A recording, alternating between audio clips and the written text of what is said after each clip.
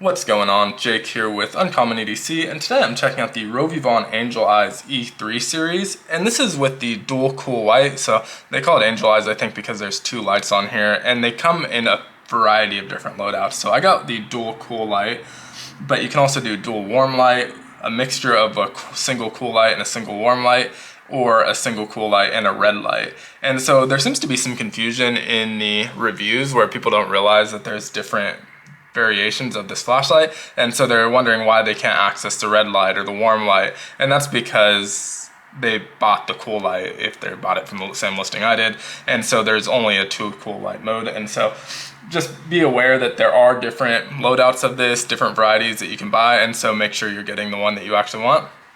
I got this on Amazon for $39.95, and I have a couple other Rovyvons, and so pretty familiar with those. And in the Aurora format, I think I have the A7, and this is a really good flashlight, but there was one feature that really stood out to me that made me pick this up, and that is that it has a built-in lithium polymer battery that is USB-C rechargeable that cannot be removed. Well, it probably could be removed, but you're not supposed to remove it, and that's pretty cool. It's just rechargeable, but sometimes you want the ability to use a AAA or something you can buy in the store, AAA size battery. And so you can also throw in a backup battery here, and once that rechargeable battery runs down below 10%, it will switch over to the AAA battery, and it does fit some other AAA size batteries like the 10440 battery, stuff like that. And so you can put in a little bit more powerful batteries in AAA, but it will also take a standard AAA. And so I think that's a really nice option for a couple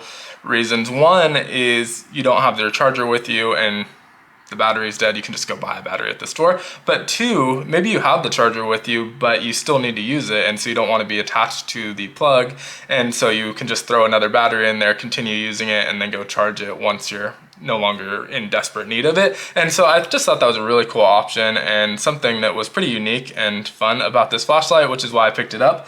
The flashlight itself is about an inch wide, 1.06 inches wide, 2.6 inches tall, so just over 2.5 inches, and just over a ½ inch thick at 0.51 inches thick.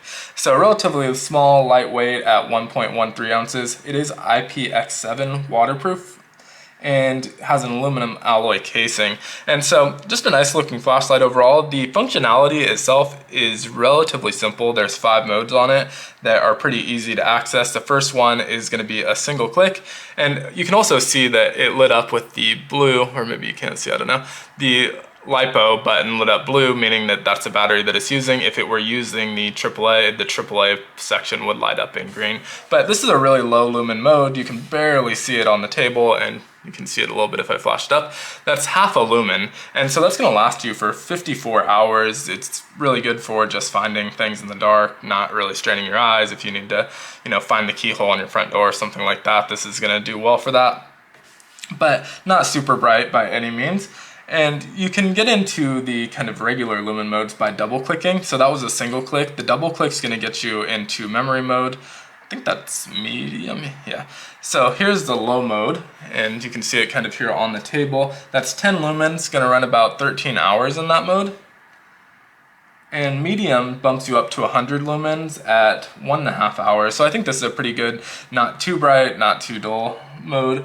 And then high mode is going to get you all the way up to 700 lumens. It's only going to run for 3 minutes at 700 lumens, but it's not going to kill the battery. After 3 minutes, it's going to step down to 150 lumens, and it will stay at 150 lumens for 50 minutes. So you get a decent amount of runtime there, but it's not going to stay in that high mode for a super long time. I'm assuming that probably has something to do with temperature. They just don't want it overheating, something like that, but not 100% positive. But to get out of this, anytime you click, it just cycles into the next mode. If you hold it for about half a second, the light's going to switch back to off. The last mode here is going to be strobe, so if you're sensitive to strobes, just kind of skip ahead a few seconds, but you're going to get there by triple clicking, and it'll get you into a kind of standard strobe mode. It doesn't say how long it'll last there. I haven't tested it, but I would assume it does it for a decent amount of time because it seems like it's in around the 100 lumen mode in that strobe.